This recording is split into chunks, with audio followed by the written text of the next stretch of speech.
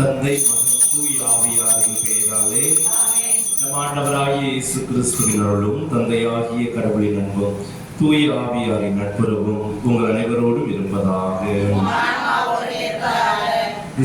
அன்புமிக்க சகோதர சகோதரிகளே, இந்த மாலை தெய்வீக திருப்பலிக்கு உங்கள் அனைவரையும் அன்போடு வரவேற்கின்றேன். இறைவார்த்தை என்னும் விதையை நம்முடைய உள்ளத்தில் விதைத்து அதை வாழ்வாக்கி நம்முடைய வாழ்விலை கனித்தரக்கூடியவர்களாக வாழ இந்த இறைவார்த்தை நமக்கு அழைப்பு விடுகின்றது. இந்த சிந்தனைக்கு ஏற்ப நல்ல கனித்தரக்கூடியவர்களாக இறை வார்த்தை என்னும் விதைக்கு நம்முடைய உள்ளத்தை திறந்தவர்களாக வாழ வரவேண்டி இந்த திருப்பலியில ஜெபிப்போம்.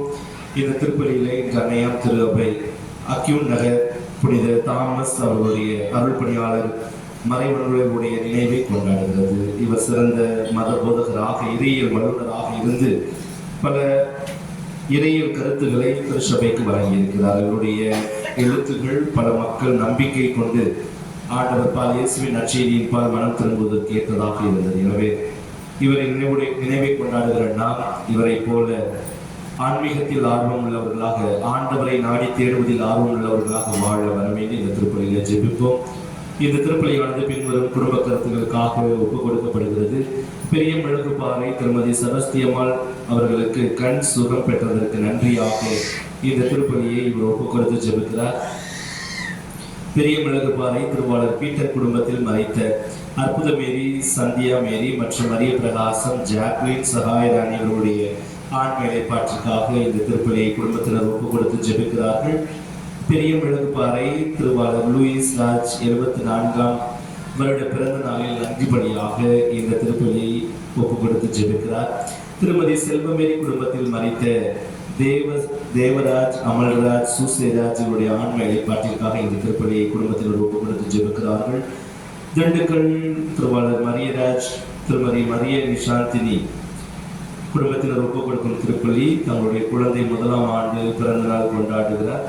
லெவினா மரியம் இவருடைய உடல் உள்ள நலனுக்காக இந்த திருப்பலியை நன்றி பலியாக ஒப்புக் கொடுத்து ஜெபிக்கிறார்கள். இந்த திருப்பலியில் தகுந்த உள்ளத்தோடு பங்கேற்க தடையாக இருக்கிற நம்முடைய பாவங்கள், குற்றங்கள், பலவீனங்கள் அனைத்தையும் ஏற்றுக்கொண்டு மனமுறுதி மன்னிக்க வேண்டும். எல்லாம் வல்ல இறைவனிடமும்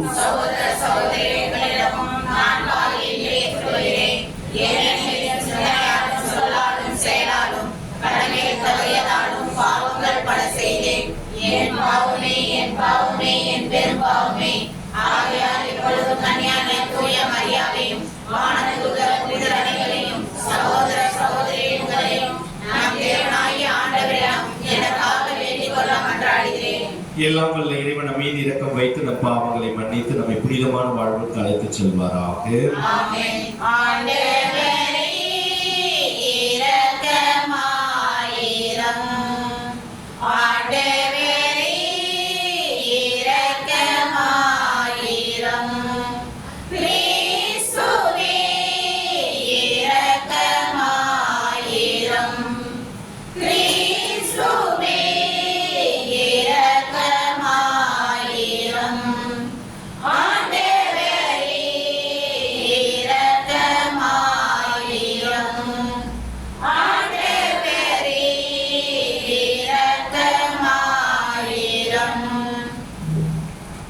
மன்றாடுவோமாக. ஆண்டவரே இறைவா, புனித தாமஸ் தூய வாழ்வை நாடுவதில் ஆர்வமும் மறை போதனைகளை கற்று அறிவதில் புகழும் பெற்று விளங்க செய்தீரே. அவர் கற்பித்தவற்றை நாங்கள் அறிந்து கொள்ளவும் அவரது வாழ்வை பின்பற்றவும் அருள் புரிவீராக. உம்மோடு தூய ஆவியாரின் ஒன்றிப்பில் இறைவனாய் என்றென்றும் வாழ்ந்து ஆட்சி செய்கின்ற எங்கள் ஆண்டவர் மீட்பருமாகிய இயேசு கிறிஸ்து வழியாக உம்மை மன்றாடுகின்றோம்.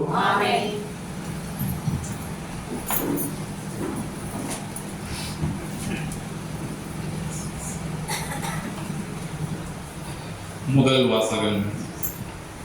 உன் வழித்தோன்றலை உனக்கு பின் உயர்த்தி அவனது அரசை நான் நிலைநாட்டுவேன். சாமுவேல் 2ஆம் நூலிலிருந்து வாசகம். அதிகாரம் 7, திருவார்த்தைகள் 4 முதல் 17 முடிய. அந்நாட்களில் ஆண்டவரின் வார்த்தை நாத்தானுக்கு அருளப்பட்டது. நீ சென்று என் ஊழியன் தாவீதிடம் ஆண்டவர் இவ்வாறு கூறுவதாக சொல். நான் தங்குவதற்காக எனக்கு ஒரு கோவில் கட்டப் போகிறாயா? இஸ்ரேல் மக்களை எகிப்திலிருந்து நான் அழைத்து வந்தது முதல் இந்நாள் வரை நான் ஒரு நிலையான இல்லத்தில் தங்கவில்லை. மாறாக ஒரு நடமாடும் கூடாரமே எனக்கு தங்குமிடமாய் இருந்தது. இஸ்ரேலர் அனைவரும் சென்ற இடமெல்லாம் நான் உடன் சென்றேன். அப்பொழுது என் மக்கள் இஸ்ரேலை பேணும்படி குலத்தலைவர்களுக்கு கட்டளையிட்டிருந்தேன். அவர்கள் எவரிடமாவது எனக்காக கேதுரு மரங்களால் ஒரு கோவில் கட்டாதது ஏன் என்று ஒரு வார்த்தை சொல்லியிருப்பேனா?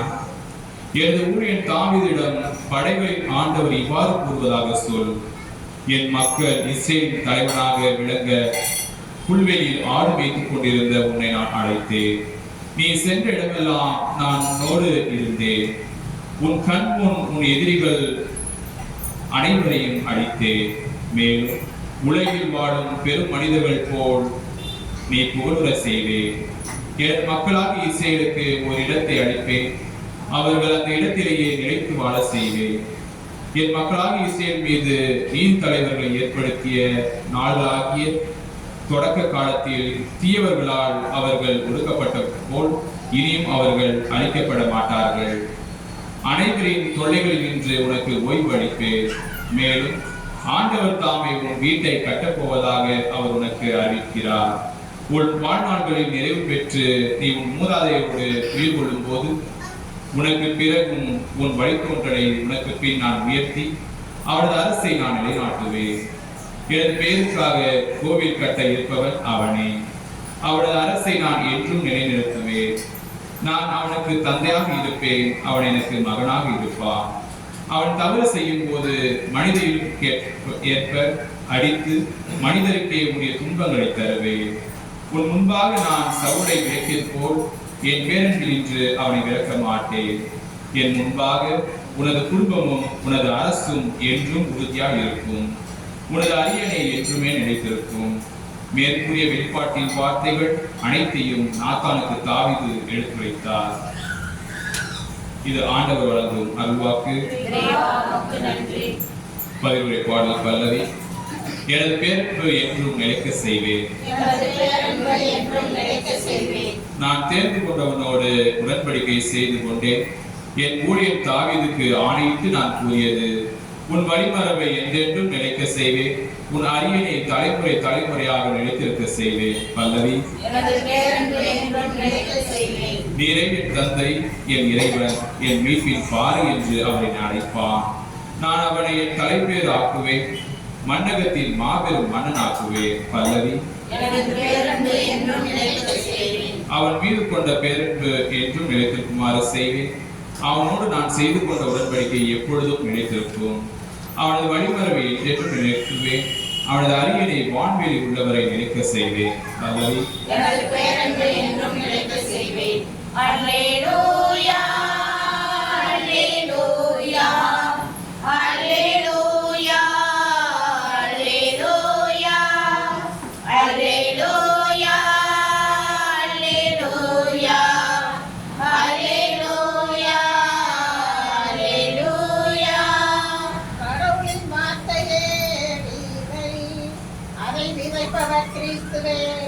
அவரை கண்டறிந்தவர் என்றென்றும் நிலைத்திருப்பார். அல்லேலூயா, அல்லேலூயா, அல்லேலூயா, அல்லேலூயா, அல்லேலூயா. ஆண்டவர் உங்களோடு இருப்பாராக. புனித மார்க்கு எழுதிய தூய நற்செய்தியிலிருந்து வாசகம். அதிகாரம் 4 இறை வார்த்தைகள் 1-20 முடிய. அக்காலத்தில் இயேசு மீண்டும் கடலோரத்தில் கற்பிக்க தொடங்கினார். மாபெரும் மக்கள் கூட்டம் அவரிடம் ஒன்று கூடி வர அவர் கடலில் நின்ற ஒரு படகில் ஏறி அமர்ந்தார். திரண்டிருந்த மக்கள் அனைவரும் கடற்கரையில் இருந்தனர். அவர் உவமைகள் வாயிலாக பலவற்றை அவர்களுக்கு கற்பித்தார். அவர் அவர்களுக்கு கற்பித்தது, இதோ கேளுங்கள். விதைப்பவர் ஒருவர் விதைக்க சென்றார். அவர் விதைக்கும் பொழுது சில விதைகள் வழியோரம் விழுந்தன. பறவைகள் வந்து அவற்றை விழுங்கிவிட்டன. வேறு சில விதைகள் மிகுதியாக மண் இல்லா பாறை பகுதிகளில் விழுந்தன. அங்கே மண் ஆழமாக இல்லாததால் அவை விரைவில் முளைத்தன. ஆனால் கதிரவன் மேலே எழ அவை காய்ந்து வேறு இல்லாமையால் கருகி போயின. மற்றும் சில விதைகள் முட்செடிகளிடையே விழுந்தன. முச்செடிகள் வளர்ந்து அவற்றை நெருக்கி விடவே அவை விளைச்சலை கொடுக்கவில்லை. ஆனால் இன்னும் சில விதைகள் நல்ல நிலத்தில் விழுந்தன. அவை முளைத்து வளர்ந்து சில 30 மடங்காகவும் சில 60 மடங்காகவும் சில 100 மடங்காகவும் விளைச்சலை கொடுத்தன. கேட்க செவியுள்ளோர் கேட்கட்டும். அவர் தனிமையான இடத்தில் இருந்தபோது அவரை சூழ்ந்து இருந்தவர்கள் 12 சேர்ந்து கொண்டு உவமைகளை பற்றியே அவரிடம் கேட்டார்கள். அதற்கு இயேசு அவர்களிடம், இறையாட்சியின் மறைபொருளை அறிய உங்களுக்கு கொடுத்து வைத்திருக்கிறது. புறம்பே இருக்கிறவர்களுக்கோ எல்லாம் உவமைகளாகவே இருக்கின்றன.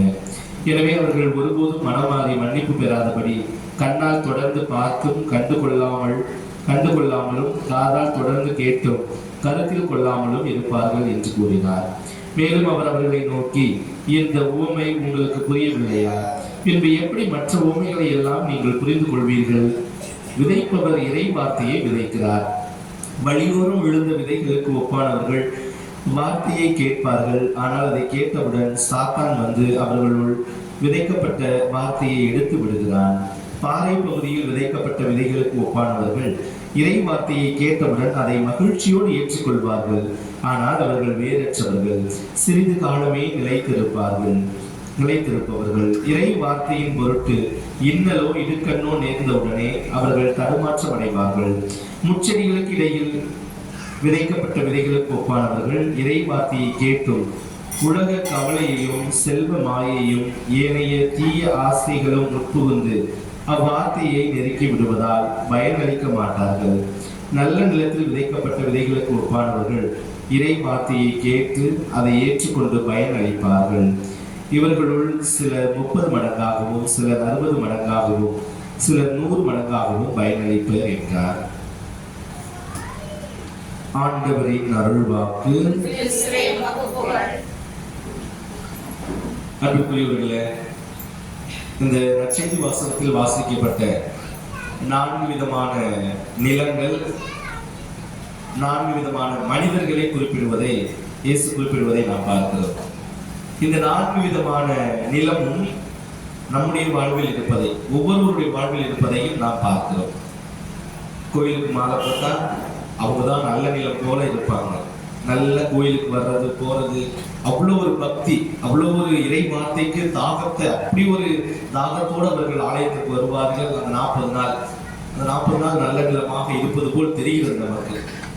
போயிட்டு வந்ததுக்கு அப்புறம் அது என்ன நிலமா மாறுதுன்னே நமக்கு தெரியல.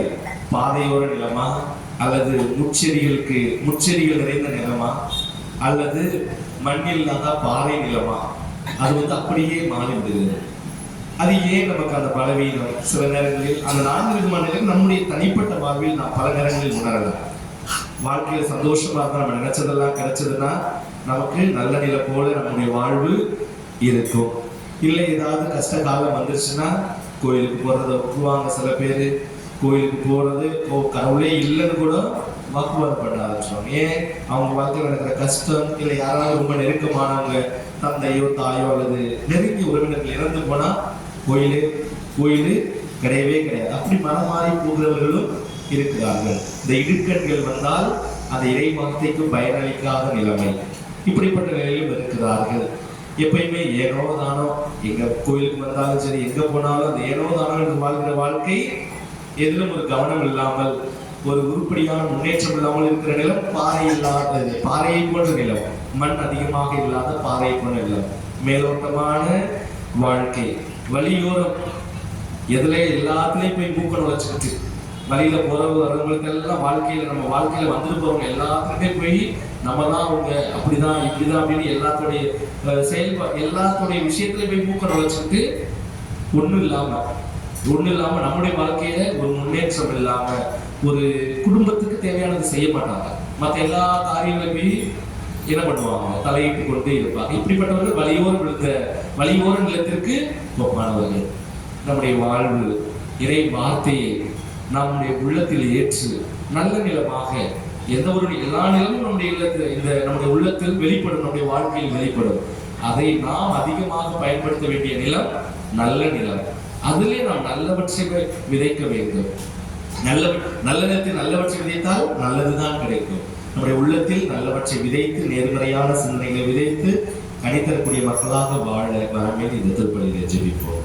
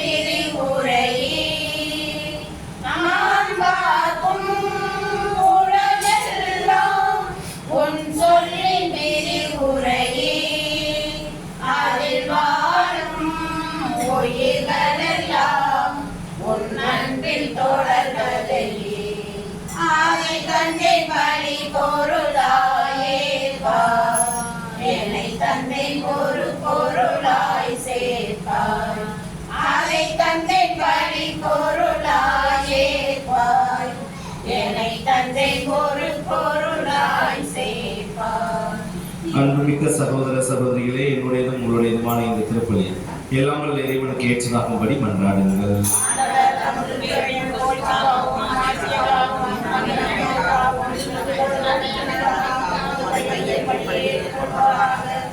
ஆண்டவரே, எங்கள் காணிக்கைகளை கனிவுடன் ஏற்றருள உம்மை தாழ்மையோடு வேண்டுகின்றோம். இவற்றை புனிதப்படுத்தி இவை எங்கள் மீட்புக்கு பயன்பட அருள் புரிவீராக. எங்கள் ஆண்டவராகிய கிறிஸ்து வழியாக உம்மை மன்றாடுகின்றோம். ஆண்டவர் உங்களோடு இருப்பாராக. இதயங்களை மேலே எழுப்புங்கள். நம் இறைவனாகிய ஆண்டவருக்கு நன்றி கூறுவோம். தூயவரான தந்தையே, உம் அன்பார்ந்த மகன் இயேசு கிறிஸ்து வழியாக என்னாலும் எவ்விடத்திலும் நாங்கள் உமக்கு நன்றி செலுத்துவது மெய்யாகவே தகுதியும் நீதியுமாகும், எங்கள் கடமையும் மீட்புக்குரிய செயலுமாகும். உம் வார்த்தையால் அவர் வழியாக அனைத்தையும் படைத்தீர். அவரையே மீட்பதாகவும் ஈடேற்றுபவராகவும் எங்களுக்கு அனுப்பினீர். அவர் தூய ஆவியால் உடல் எடுத்து கன்னி மரியாவிடமிருந்து பிறந்தார். அவர் உமது திருவுளத்தை நிறைவேற்றி புனித மக்களை உமக்கு பெற்றுத்தர தம் கைகளை விரித்து பாடுபட்டார். இவ்வாறு அவர் சாவை வென்று உயிர்ப்பை வெளிப்படுத்தினார். ஆகவே வானதூதர் புனிதர் அனைவரோடும் சேர்ந்து நாங்கள் உமது மாட்சியை புகழ்ந்துரைத்து ஒரே குரலாய் சொல்வதாவது: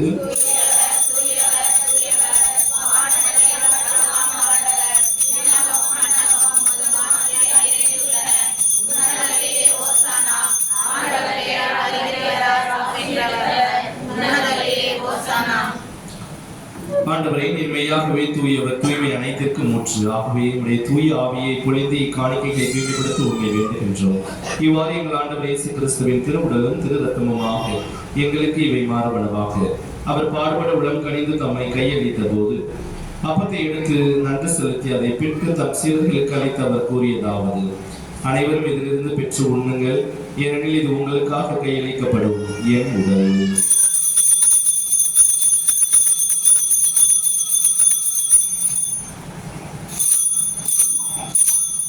அவ்வண்ணமே இரவு விருந்தை அருந்திய பின் கிண்ணத்தையும் எடுத்து மீண்டும் உமக்கு நன்றி கூறி தம் சீடர்களுக்கு அளித்து அவர் கூறியதாவது: அனைவரும் இதிலிருந்து பெற்று பருகுங்கள், ஏனெனில் இது புதிய நிலையான உடன்படிக்கைக்குரிய என் ரத்தத்தின் கிண்ணம்.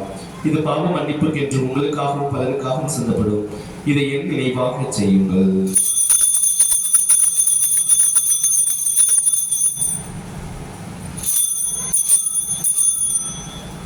நம்பிக்கையின் மறைபொருள்.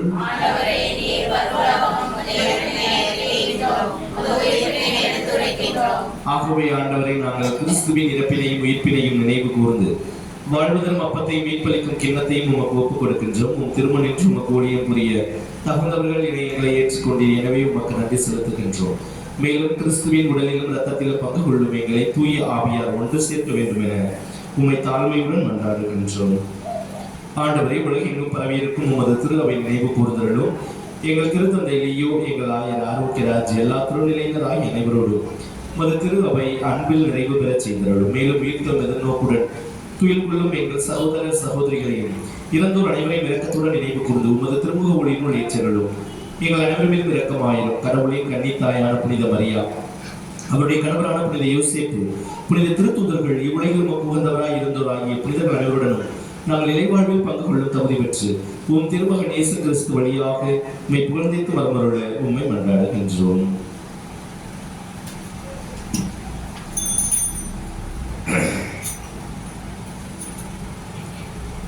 இவர் வழியாக இவரோடு இவரில் எல்லாம் வல்ல இறைவனாகிய தந்தையே, தூய ஆவியாரின் ஒன்றிப்பில் எல்லா புகழும் மாட்சியும் என்றென்றும் உமக்கு உரியதே.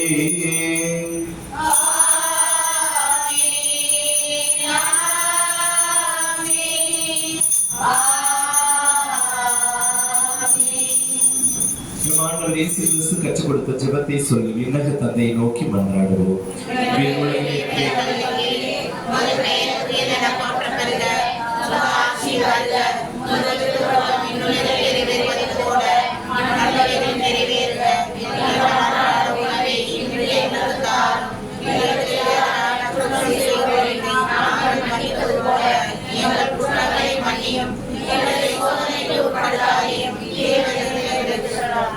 ஆண்டவரே, தீமைகள் அனைத்திலும் இருந்து எங்களை விடுவித்து எங்கள் வாழ்நாளில் அமைதியை கனிவுடன் அருள உம்மை மன்றாடுகின்றோம்.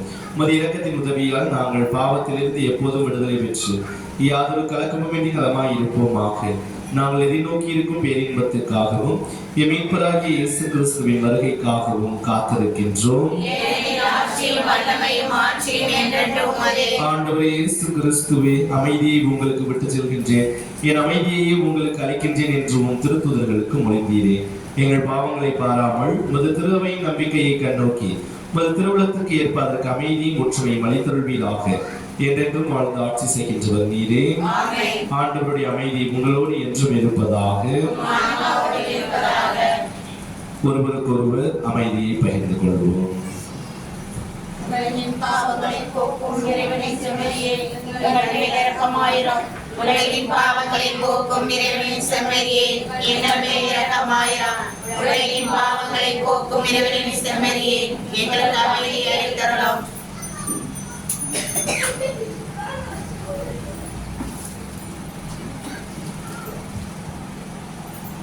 இதோ இறைவனின் செம்மறி, உலகின் பாவங்களை போக்குகின்றவர். இந்த செம்மறியில் இருந்து கலைக்க பெற்றோர் பேறு பெற்றோர்.